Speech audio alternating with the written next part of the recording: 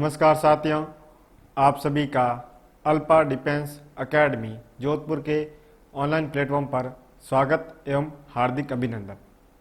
सामान्य विज्ञान की आज की क्लास में हम लिफ्ट की गति तथा कुछ और टॉपिक जैसे प्लाइन वेग क्या होता है, इन टॉपिक के बारे में जानकारी जुटाएंगे। उससे पहले वाली क्लासों में हमारा गुरुत्वाकर्षण टॉपिक चल रहा था, जिसमें गुरुत्वाकर्षण की पहली क्लास में हमने गुरुत्वाकर्षण बल की प्रारंभिक जानकारी, फिर उससे अगली क्लास में हमने गुरुत्वीय त्वरण जी क्या होता है, उसके मान में कैसे परिवर्तन होता है, उस बात को समझा। और उससे अगली क्लास में हमने द्रव्यमान तथा भार के कंसेप्ट को समझा कि द्रव्यमान तथा भार में क्या अंतर होता है, और इससे संबंधित क्वेश्चनों की चर्चा की।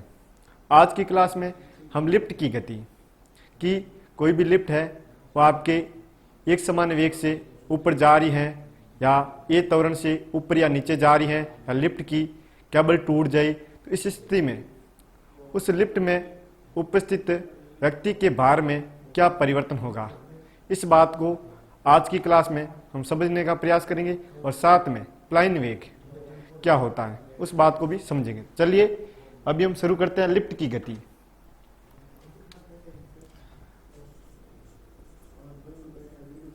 बहुत ही अच्छा टॉपिक है और इस टॉपिक्स में से आपके विभिन्न प्रतियोगी परीक्षाओं में क्वेश्चन पूछे जाते हैं।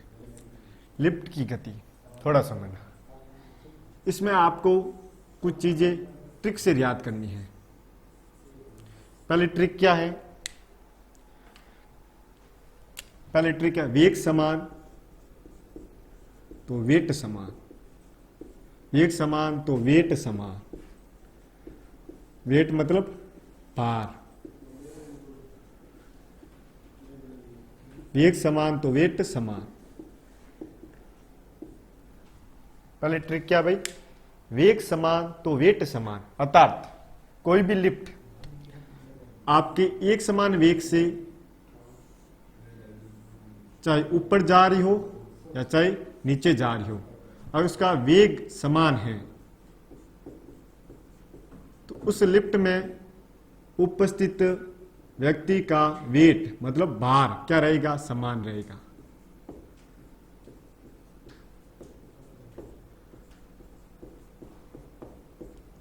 इस बात को हमें समझना है। पहले ट्रिक याद रख लेनी है, वेग समान तो वेट समान, अर्थात कोई भी लिफ्ट यदि एक समान वेग से, चाहे वो आपके ऊपर जा रही हो या नीचे आ रही हो, तो उसमें उपस्थित व्यक्ति का भार समान रहेगा, ना ही व्यक्ति का भार कम होगा और ना ही व्यक्ति का भार बढ़ेगा, अर्थात व्यक्ति के भार में कोई परिवर्तन नहीं होगा। ये बात समझ लेनी। तो इसको हम यहां पर थ्योरिकल लिखते हैं। क्या लिखेंगे? यदि कोई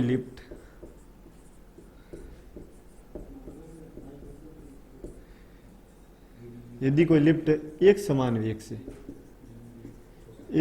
वेग से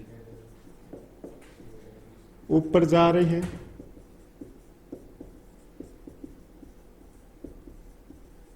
या नीचे आ रही है, दोनों स्थितियों में, तो उसमें स्थित व्यक्ति का भार एक समान रहेगा।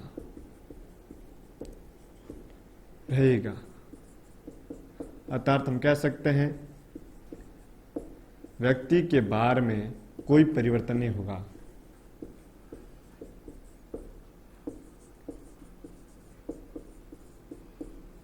कोई परिवर्तन नहीं होगा।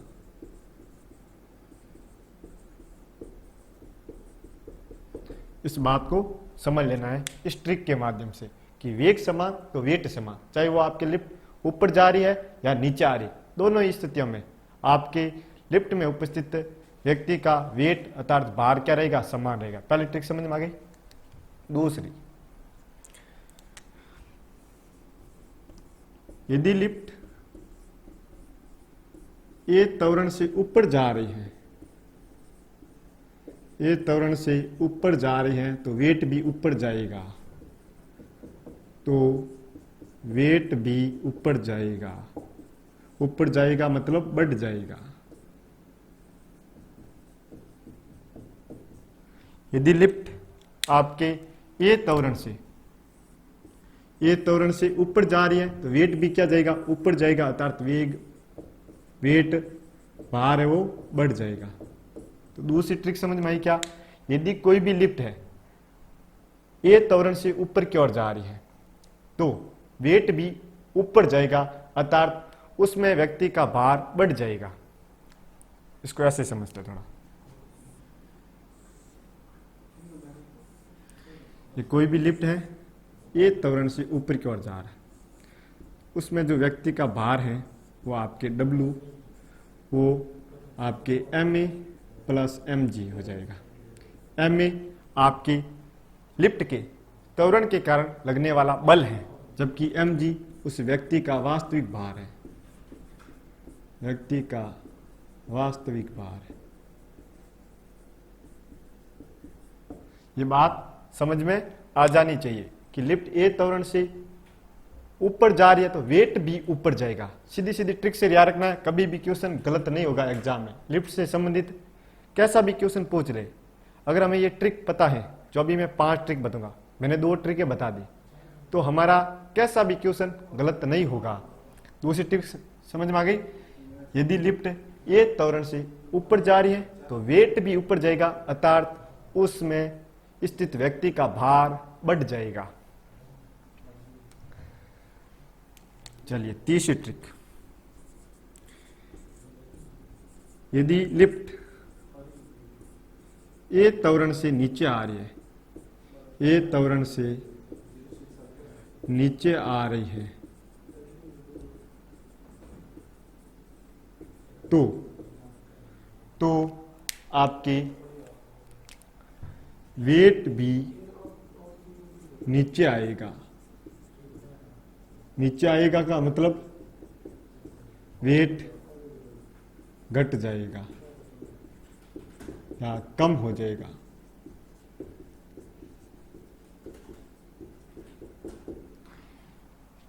ये ट्रिक समझ में आ गई क्या? तीसरी ट्रिक क्या बोल रही है? यदि लिफ्ट ए त्वरण से नीचे आ रही है तो वेट भी नीचे आएगा, अर्थात उसमें लिफ्ट में स्थित व्यक्ति का भार घट जाएगा, पहले की तुलना में कम हो जाएगा।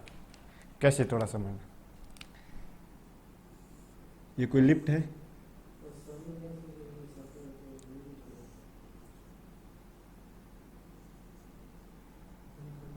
ए त्वरण से नीचे आ रही है, इसमें स्थित व्यक्ति का जो भार है आपके क्या हो जाएगा, घट जाएगा।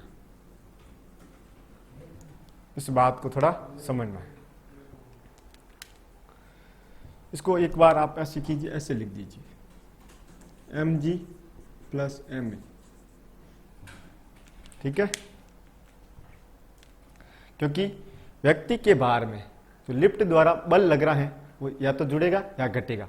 ऊपर जा रही है जुड़ रहा है, नीचे आ रही है घट रहा है। घटरा करो। चलिए आगे बढ़ते हैं। तीसरी ट्रिक याद हो गई क्या? यदि लिफ्ट ए त्वरण से नीचे आ रही है तो वेट भी नीचे आएगा, अर्थात व्यक्ति का भार पहले की तुलना में घट जाएगा, कम हो जाएगा। इतनी सी बात याद रखनी। चौथी ट्रिक। यदि लिफ्ट ए त्वरण से नीचे आ रही है और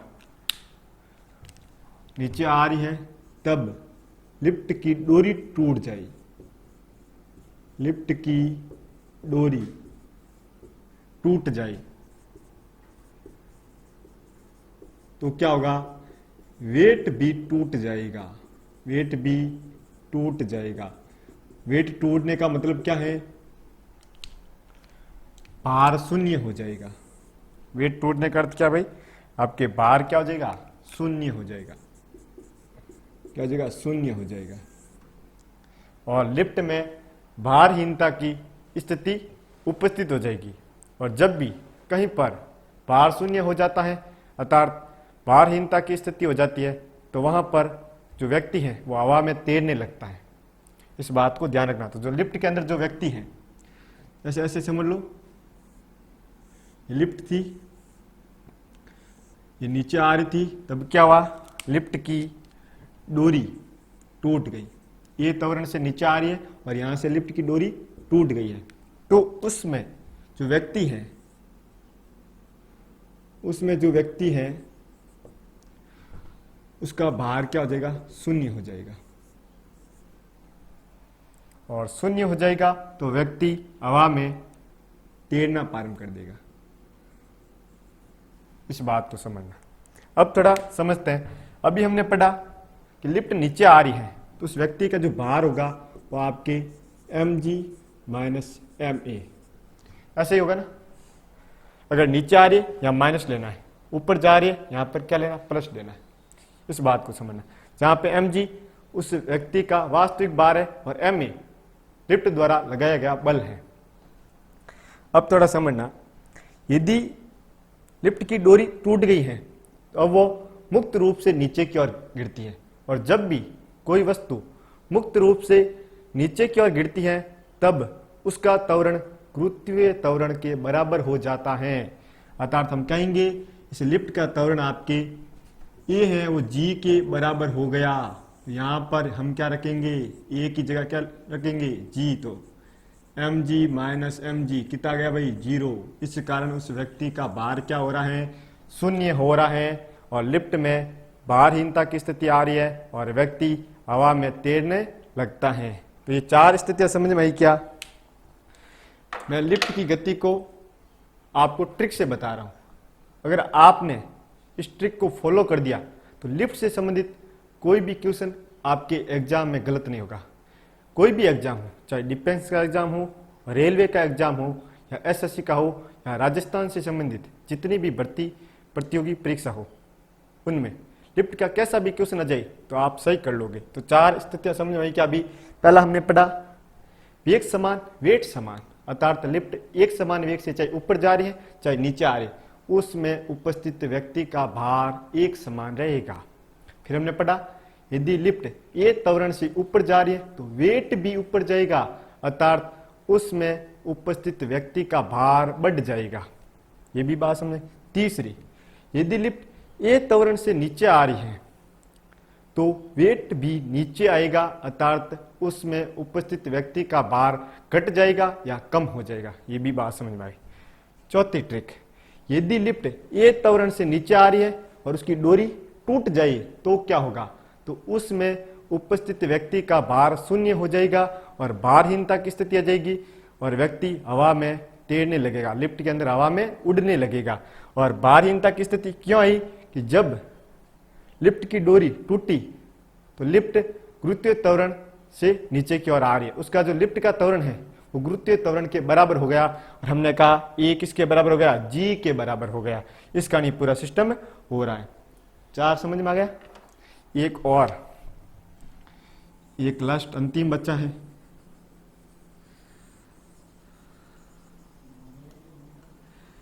इसको यहां पर समझते हैं। अंतिम है, चलिए 5 नंबर, ध्यान से समझना। यदि लिफ्ट का त्वरण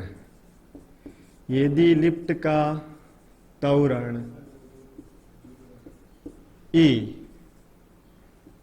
गुरुत्वीय त्वरण जी से अधिक हो जाए, किसी कारणवश गुरुत्वीय त्वरण जी से अधिक हो जाए,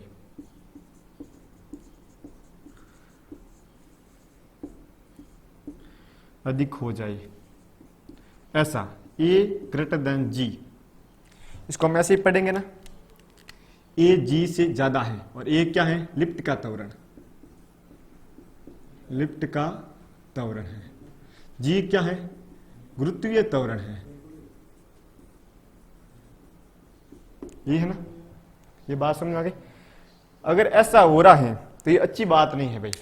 किसी भी वस्तु का त्वरण गुरुत्वीय त्वरण से ज्यादा हो जाए ये अच्छी बात नहीं है, नेगेटिव चीज है, ऐसा नहीं होना चाहिए। अगर ऐसा होता है तो जो व्यक्ति का भार है वो भी क्या हो जाएगा, ऋणात्मक हो जाएगा। भार क्या हो जाएगा, ऋणात्मक हो जाएगा और भार ऋणात्मक होगा तो वह व्यक्ति लिफ्ट की छत से टकराएगा।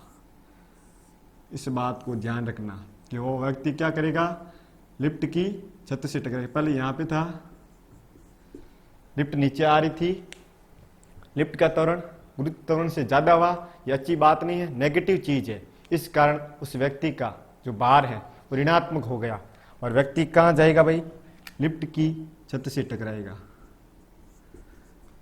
अभी मैं बताऊंगा ये भार ऋणात्मक क्यों हुआ, लेकिन आपको ट्रिक से ऐसे समझना है कि लिफ्ट का त्वरण गुरुत्व त्वरण से अधिक हो गया, ये अच्छी बात नहीं है, ऐसा नहीं होना चाहिए, नेगेटिव बात है। अर्थात उसमें उपस्थित व्यक्ति का भार ऋणात्मक हो जाएगा, नेगेटिव हो जाएगा और वह व्यक्ति कहां टकराएगा भाई, लिफ्ट की छत से। अभी मैं बता रहा हूं ये ऐसा क्यों हुआ।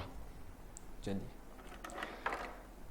अभी हमने पढ़ा, क्या पढ़ा कि लिफ्ट नीचे आ रही है, उसमें व्यक्ति का जो भार है वो आपके mg माइनस ma, mg उस व्यक्ति का वास्तविक भार है, माइनस ma लिफ्ट द्वारा लगाया गया बल है, और नीचे आ रहा तो यहां पर क्या आएगा, माइनस का साइन। अब थोड़ा समझ, अभी हम बोले कि ए है वो जी से ज्यादा है, ऐसे ही ना इस स्थिति में। तो मेरे को एक बात बताओ, ये ए इस जी से ज्यादा है तो इसका वैल्यू बड़ा होगा कि नहीं होगा, और इसका वैल्यू क्या होगा, कम। कम में से ज्यादा वैल्यू माइनस कर है तो वैल्यू क्या आएगी, ऋणात्मक आएगी कि नहीं आएगी, इसी बात को समझना है। और तो भार क्या होगा, ऋणात्मक, और भार ऋणात्मक है तो भी अच्छी बात नहीं है, व्यक्ति कहां जाएगा भाई, लिफ्ट की छत से। तो अभी हमने 5 ट्रिक लिफ्ट के अंदर पढ़ी है, पांचों को आराम से समझ लीजिए, एक बार देख लीजिए। इन चारों को कैसे याद करना ये मैंने बता दिया, पांचों को अपने दिमाग में कैसे फिट करना है। पांचवी ट्रिक क्या बोल रही है, यदि लिफ्ट का त्वरण गुरुत्वीय त्वरण से अधिक हो जाए तो हमें ऐसा समझना ये अच्छी बात नहीं है। किसी भी वस्तु का त्वरण गुरुत्वीय त्वरण से अधिक हो जाए ये नेगेटिव बात है, अर्थात उस लिफ्ट में उपस्थित व्यक्ति का भार ऋणात्मक हो जाएगा और वो व्यक्ति लिफ्ट की छत से टकराएगा। भाई सीधी बात है, कोई आदमी नेगेटिव बात करेगा, गलत बात करेगा, छत से टकराना ही है, उसके साथ खुद के साथ क्या होगा, उल्टा होगा। इस बात को ऐसे समझ लेना। एक बार आप इसको देख के फिर एग्जाम में कैसे क्वेश्चन आते हैं लिफ्ट से वो करते हैं।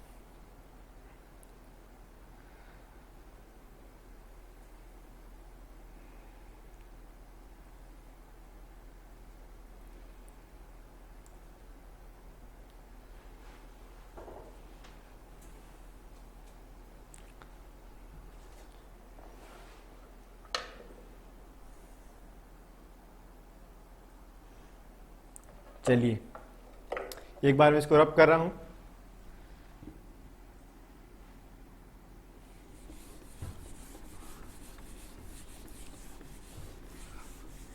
आपने नोट कर लिया होगा।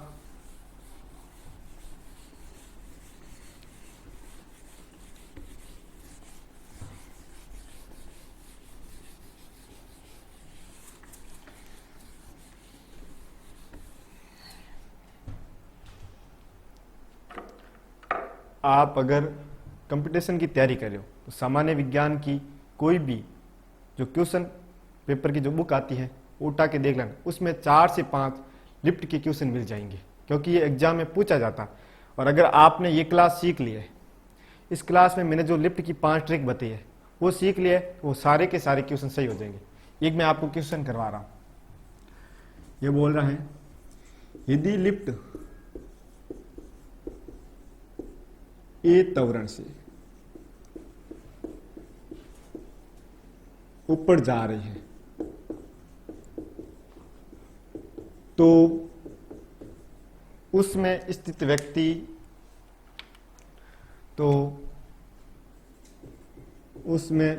व्यक्ति का भार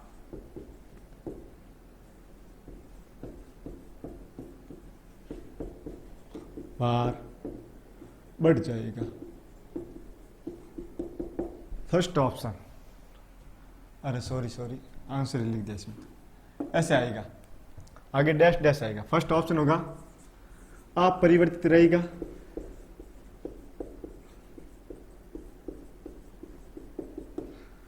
सेकंड घट जाएगा, तीसरा बढ़ जाएगा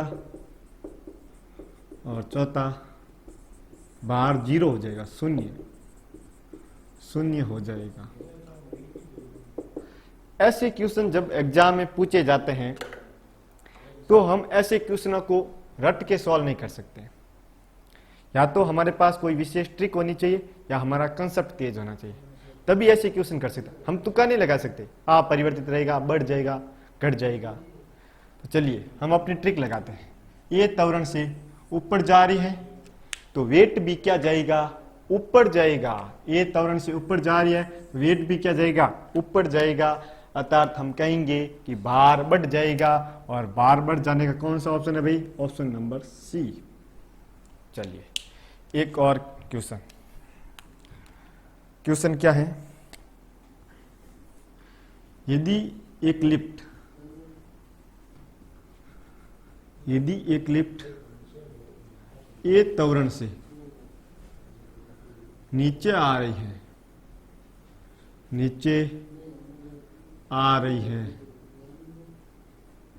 तो नीचे आ रही है और उसकी डोरी टूट जाए, और उसकी डोरी टूट जाए तो क्या होगा। तो उसमें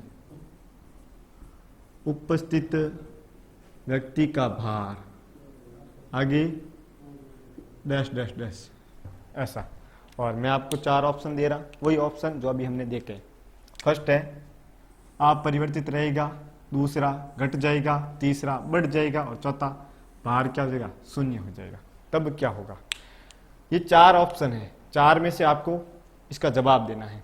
तो मैंने अभी बोला इन क्वेश्चनों को आप रट के नहीं कर सकते, ट्रिक लगाइए। क्या बोला, लिफ्ट ए त्वरण से नीचे आ रही है और डोरी टूट जाएगी, और हमने पढ़ा डोरी टूट जाए तो वेट भी टूट जाएगा, और टूटने का मतलब भार क्या हो जाएगा, शून्य हो जाएगा। तो इसका आंसर कौन सा होगा भाई, डी नंबर।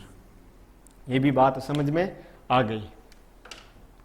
चलिए और अच्छा क्वेश्चन, आपको एग्जाम में ऐसा क्वेश्चन पूछा जाए कि कोई भी व्यक्ति लिफ्ट में सवारी कर रहा है और उसका जो भार है पहले की तुलना में घट गया है, तब फर्स्ट ऑप्शन लिफ्ट ए त्वरण से ऊपर जा रही है, सेकंड ऑप्शन लिफ्ट ए त्वरण से नीचे आ रही है, तीसरा ऑप्शन लिफ्ट नीचे आ रही थी तब डोरी टूट गई, और चौथा लिफ्ट एक समान वेग से ऊपर जा रही है।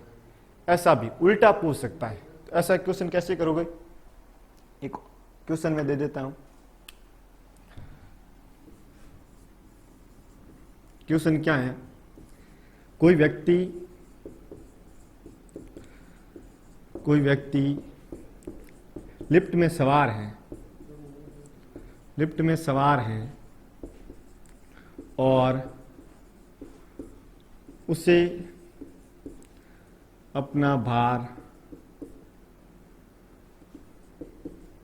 बढ़ा हुआ प्रतीत हो रहा है। ऐसा क्वेश्चन आ सकता है, बिल्कुल बढ़ा हुआ प्रतीत हो रहा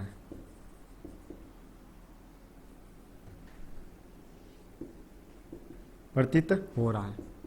उसे ऐसा लग रहा कि मैं ज्यादा भारी हो गया। तो फर्स्ट ऑप्शन लिफ्ट ए त्वरण से नीचे आ रही है,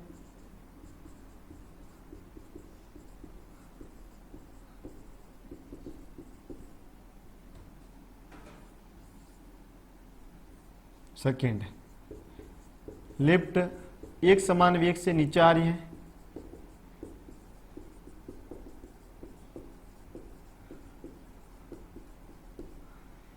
सी लिफ्ट ए त्वरण से ऊपर जा रही है,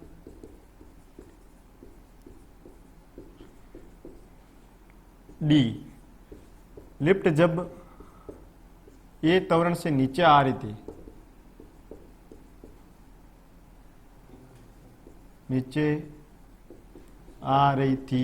तब उसकी डोरी टूट जाए, तब ऐसा होगा। बहुत ही अच्छा क्वेश्चन है। थोड़ा समझ क्या बोल रहा है। कोई भी व्यक्ति लिफ्ट में सवार है और उसे अपना भार बढ़ा हुआ प्रतीत हो रहा, उसे ऐसा लग रहा है कि मेरा भार बढ़ गया। तब लिफ्ट खुद क्या करी है? फर्स्ट ऑप्शन, लिफ्ट ए त्वरण से नीचे आ रही है। सेकंड, लिफ्ट एक समान वेग से नीचे आ रही है। थर्ड, लिफ्ट ए त्वरण से ऊपर जा रही है। और फोर्थ ऑप्शन कि जब लिफ्ट ए त्वरण से नीचे आ रही थी उसकी डोरी टूट गई। इसका सही आंसर क्या होगा? चलिए, ये बोला भार बढ़ जाता है, तो हमारी ट्रिक याद कीजिए। ऐसी कौन सी ट्रिक है जिसमें वेट ऊपर जा रहा था? भार बढ़ने का मतलब भार ऊपर जा रहा था, और भार एक ट्रिक में ऊपर जाता है कि जब लिफ्ट ऊपर जाती है तो वेट भी ऊपर जाएगा। जब लिफ्ट ऊपर जाती है तो वेट भी क्या जाएगा? ऊपर जाएगा, और ऊपर जाने का मतलब भार बढ़ गया। तो इसका सही आंसर कौन सा होगा?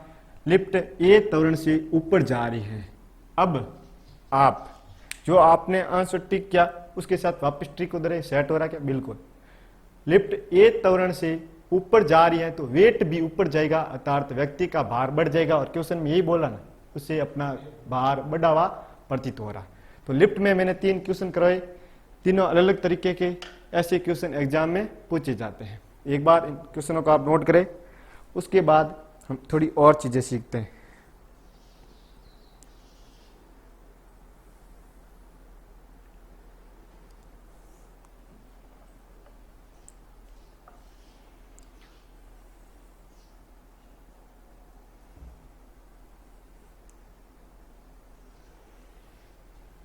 चलिए, मैं इसको एक बार रब कर रहा हूं।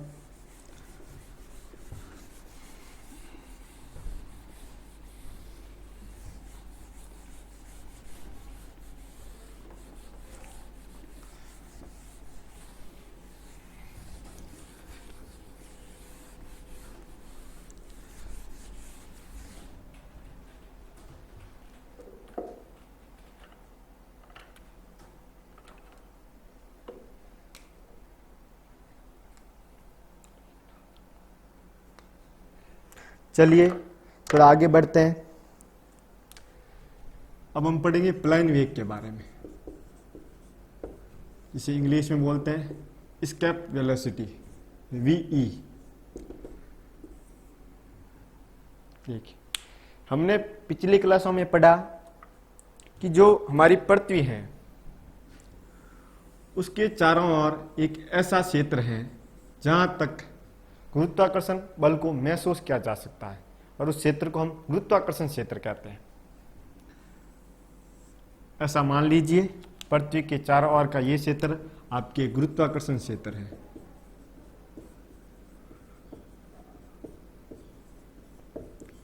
अब थोड़ा समझना, अब जो मैं बता रहा हूं उसको समझना। यदि हम पृथ्वी से किसी गेंद को, किसी वस्तु को कम से कम न्यूनतम इस वेग से फेंके कि वह पृथ्वी के गुरुत्वाकर्षण क्षेत्र को पार कर जाए और पुनः लौट कर न आए, तब उस न्यूनतम, या हम बोल सकते हैं कम से कम वेग को हम क्या कहेंगे? प्लेन वेग कहेंगे। बात समझ में आ रही है क्या?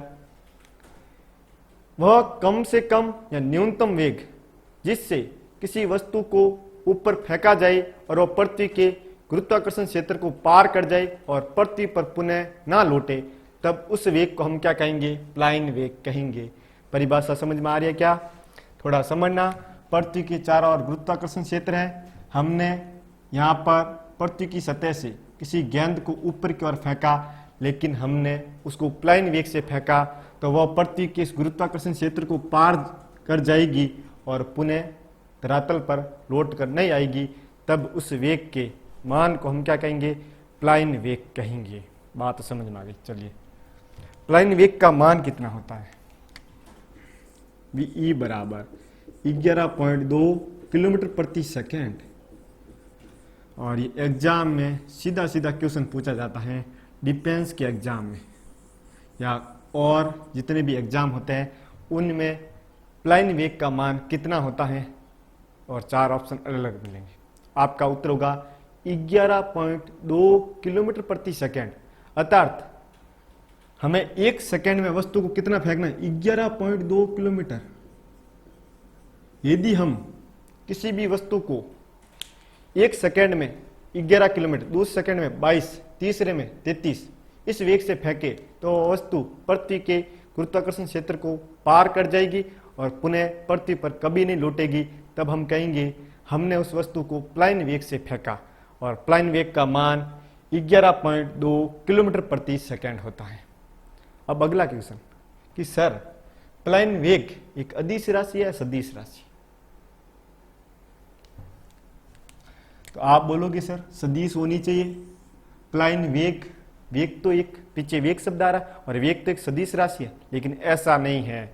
प्लाइन वेग एक प्रकार की अदिश राशि है और ये वास्तव में प्लाइन चाल है। वेग हमें इसे आदतन बोल रहे हैं क्योंकि शुरुआत से हमें पढ़ाया गया प्लाइन वेग, प्लाइन वेग, प्लाइन वेग। कभी किसी ने ये नहीं पढ़ाया प्लाइन चाल, प्लाइन चाल, प्लाइन चाल। तो आपको याद रखना है प्लाइन वेग एक प्रकार की चाल है, लेकिन हम इसको आदतन प्लाइन वेग कहते हैं। इसकी कोई दिशा नहीं होती है और ना ही कोई प्रक्षेपण कोण होता है। बात समझ में आ गई क्या? प्लाइन वेग एक प्रकार की अदिश राशि है। क्यों? क्योंकि एक प्रकार की चाल है और हम इसे आदतन चीजें कह रहे हैं। कभी कभार थोड़ा देखना, कुछ ऐसी चीजें होती हैं जैसे गांव में या शहर में कुछ लोगों के ऐसे जो उनका रियल नाम होता है वो हमें पता नहीं होता है और किसी को ऐसे उपनाम दिया जाता है। जैसे किसी को कुछ लोग भाई बोलते हैं, ये भाई भाई भाई। तो कुछ लोगों को भाई का पूरा नाम, इनका खुद का रियल नाम क्या है, वास्तविक नाम क्या है, वो पता नहीं होता है। इसी प्रकार हम इसको प्लाइन वेग, प्लाइन वेग, प्लाइन वेग बोल रहे हैं, लेकिन हमें ये पता नहीं एक प्रकार की चाल है। और चाल किस प्रकार की राशि होती है? अदिश राशि। चलिए बात समझ में आ गई। आगे बढ़ते हैं, थोड़ा आगे बढ़ते हैं। इसका जो फॉर्मूला होगा VE बराबर √2GR।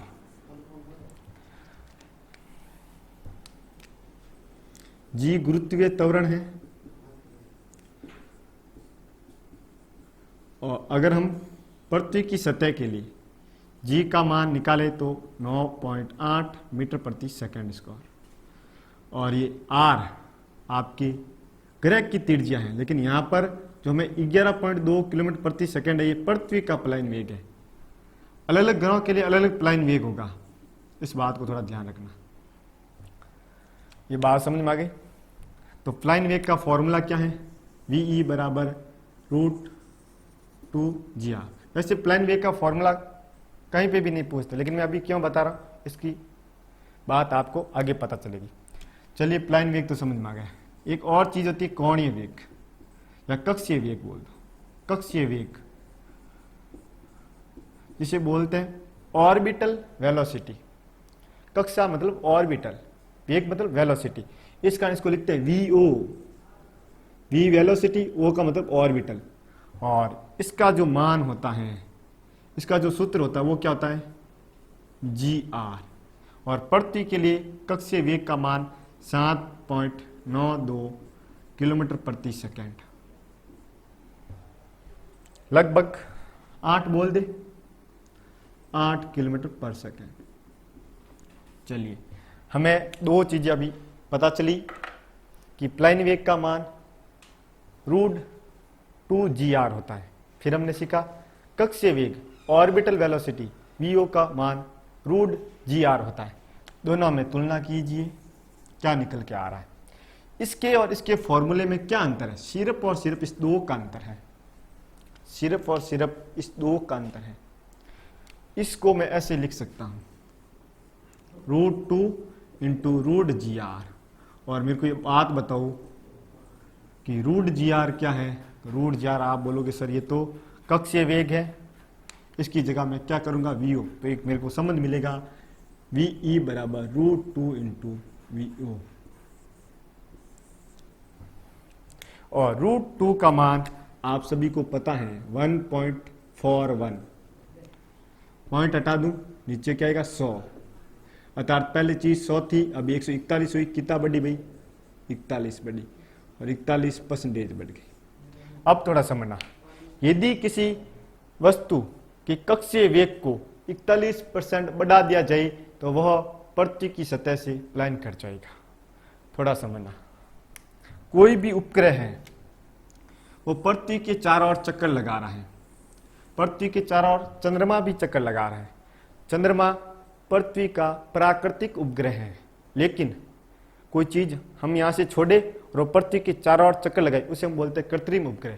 कोई कृत्रिम उपग्रह है जो पृथ्वी के चारों ओर चक्कर लगा रहा है और उसका कक्षीय वेग जो भी है, अगर वो कक्षीय वेग आपके उसके कक्षीय वेग को 41% बढ़ा दिया जाए तब हमें उसका प्लाइन वेग मिल जाएगा, और प्लाइन का मतलब वह वहां से छोड़कर चला जाएगा।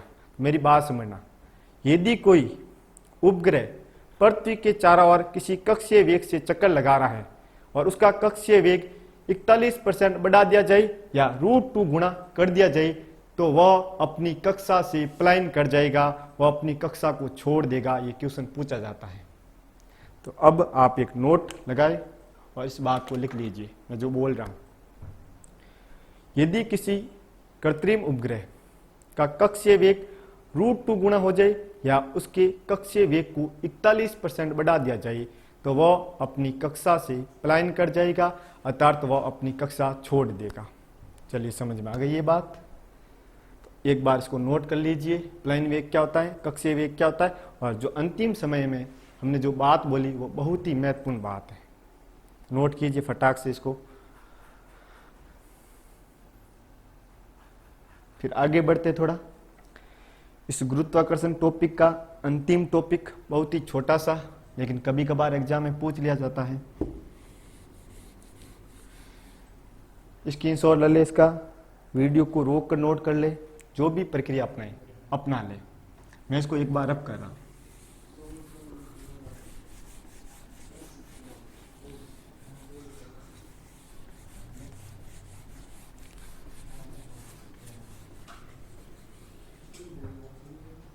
चलिए थोड़ा आगे बढ़ते हैं।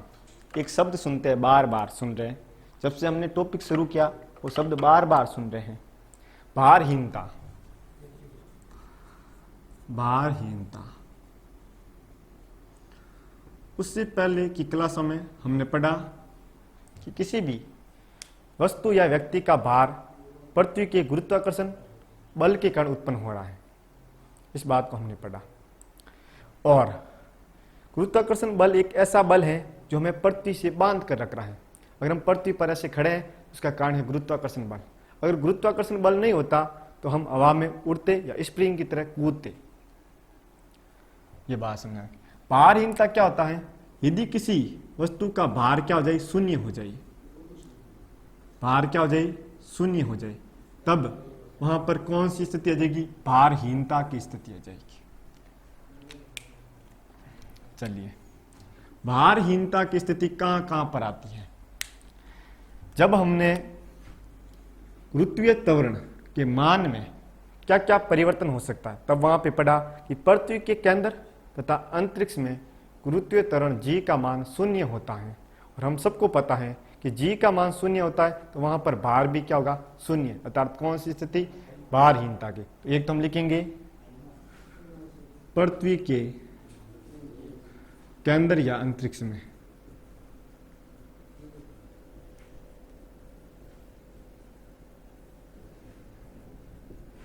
यह बात सुने।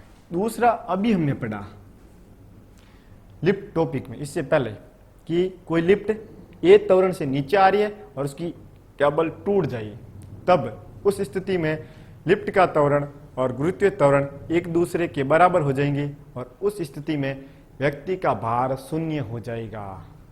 तो हम बोल सकते हैं कि लिफ्ट की डोरी टूट जाने पर, लिफ्ट की केबल बोलो या डोरी, लिफ्ट की केबल टूट जाने पर भी कौन सी स्थिति आ जाती है भाई, भारहीनता। ये बात समझ में आ गई क्या। तीसरी स्थिति,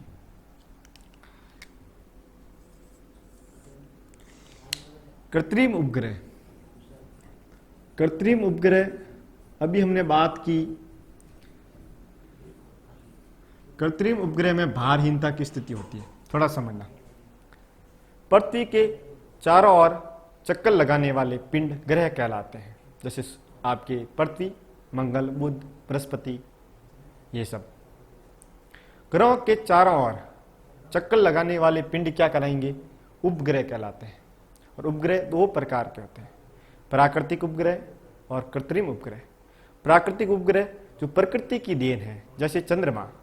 चंद्रमा पृथ्वी के चारों ओर चक्कर लगा रहा है, अर्थात हम कहेंगे कि चंद्रमा पृथ्वी का प्राकृतिक उपग्रह है।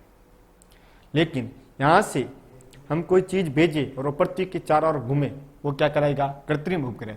तो उन उपग्रह में भारहीनता की स्थिति पाई जाती है, भार क्या हो जाता है? शून्य हो जाता है। ये बात आपको समझ में आ जानी चाहिए। तो भारहीनता की स्थिति यहाँ पर हो सकती है, एक बार आप नोट करें, उसके बाद हम थोड़ा आगे बढ़ते हैं।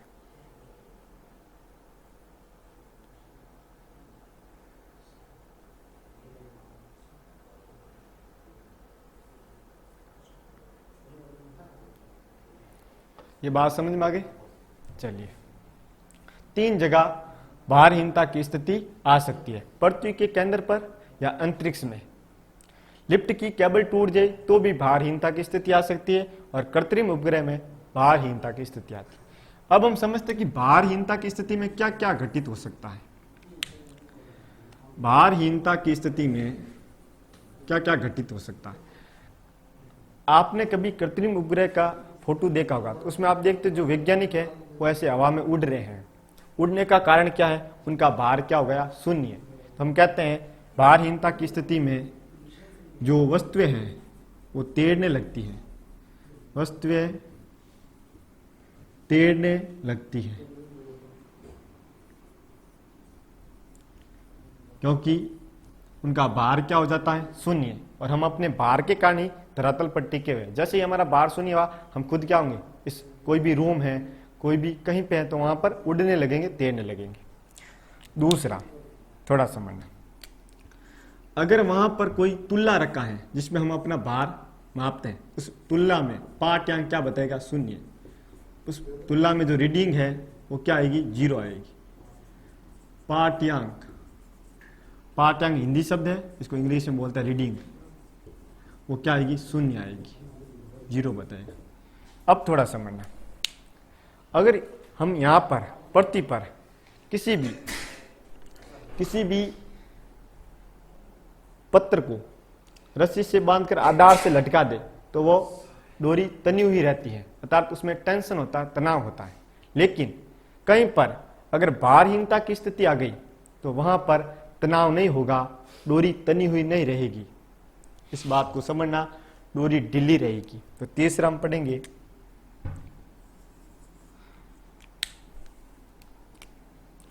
भारहीनता की स्थिति में डोरी में कोई तनाव नहीं होगा, तनाव नहीं होगा। अगर यहां पर हम पृथ्वी पर देखें, यदि हम किसी आधार से किसी डोरी को लेकर उसे पत्थर लटका दे तो उस पत्थर के भार mg के कारण उस डोरी में क्या रहता है? डोरी में तनाव रहता है, टेंशन रहता है, वो तनी हुई रहती है। लेकिन कहीं पर अगर भारहीनता की स्थिति आ जाए, कहीं पर यदि भारहीनता की स्थिति आ जाए तो उस पत्थर को हम आधार से लटका दे तो वो डोरी ऐसे ऐसे रहेगी, उसमें कोई तनाव स्थित नहीं होगा, क्योंकि इसका भार क्या हो गया? शून्य हो गया। इस बात को समझना। तो अभी हमने पढ़ा कि कहीं पर भारहीनता की स्थिति हो जाए तो वहां पर क्या क्या घटित होगा। पहले वहां की सभी वस्तुएं तैरती हुई नजर आएगी। अगर वहां पर हम खड़े तो हम भी तैरेंगे, ये मार्कर है तो मार्कर भी तैरेगा, ये डस्टर है तो डस्टर भी तैरेगा, सब चीजें तैरती हुई नजर आएगी। दूसरा, वहां पर अगर हम किसी तुल्ला पर खड़े हो तो वो तुल्ला में जो पाठ्यांक है, रीडिंग है, वो क्या आएगी? 0। वहां पर भार क्या बताएगा? 0। तीसरा, वहां पर अगर हम किसी पत्थर को डोरी से लटका दे किसी आधार से तो उस डोरी में कोई तनाव उत्पन्न नहीं होगा, वो तनी हुई नहीं रहेगी, वो ढीली रहेगी ऐसे। अब थोड़ा समझना, वहां पर हम अच्छे से नहीं तो खा सकते हैं और ना ही पी सकते हैं, क्योंकि अभी हम जैसे पानी पी रहे हैं तो पानी गुरुत्वाकर्षण बल के कारण नीचे जा रहा है। ऐसे पानी पिया, पानी गुरुत्वाकर्षण का नीचे आ रहा, हम पी रहे हैं। खाना खाया, यहां से ऐसे नीचे जा रहा।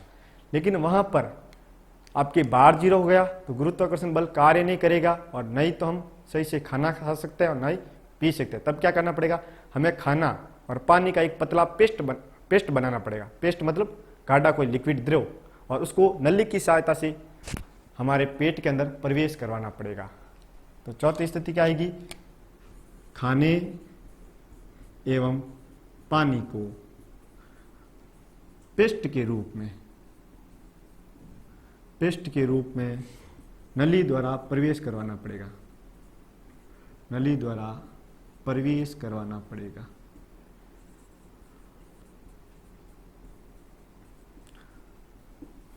ये बात समझ में आ गई क्या? चलिए, बहुत अच्छी बात है, हमारा भारहीनता जो टॉपिक वो खत्म हो गया। हमने पढ़ा कि कहीं जगह किसी भी स्थान पर यदि वहां पर भार जीरो हो जाए तो उस स्थिति को हम भारहीनता कहते हैं। भारहीनता की स्थिति कहाँ कहाँ पर हो सकती है, पृथ्वी के केंद्र पर या अंतरिक्ष में। अगर लिफ्ट की केबल टूट जाए तो भी भारहीनता की स्थिति आ सकती है। और कृत्रिम उपग्रह में भारहीनता की स्थिति होती है विशेष तौर से। इस कारण जो कृत्रिम उपग्रह में जो व्यक्ति हैं, वस्तु हैं, वो तैरती हुई नजर आएगी। अगर वहां पर हम तुला ल जाए तो वहां पर पाठ्यांक क्या आएगा, रीडिंग क्या आएगा, जीरो आएगा। अगर वहां पर हम किसी पत्थर को डोरी की सहायता से ताने तो उस डोरी में तनाव बिल्कुल भी नहीं होगा, तनाव क्या होगा, शून्य होगा। और वहां पर जो वैज्ञानिक है वो अच्छे से खा पी नहीं सकते हैं। खाने और पानी को पेस्ट के रूप में उनके शरीर के अंदर नली द्वारा प्रवेश करवाना पड़ेगा। ये बात समझ में आ गई? तो एक बार इसको नोट करें, उसके बाद थोड़ा आगे बढ़ते हैं।